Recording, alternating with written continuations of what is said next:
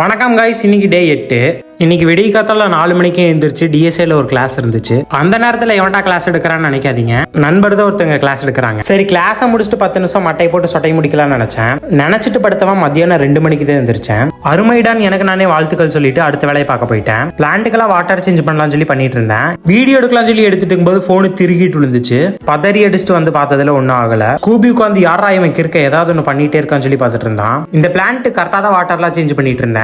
இருந்தாலும் தண்ணியே பச்சை கலர்ல மாதிரி இருந்தது. அநேகமா செடியோட உச்சான்னு நினைக்கிறேன். உட்காந்து பிளான்ட்டை கட்டி இருந்த கைத்தை வந்து சரி பண்ணிட்டு இருந்தேன். நான் ஏதோ விளையாண்டு இருக்கேன்னு நினைச்சிட்டு அவனும் விளையாண்டு இருந்தான் கூட.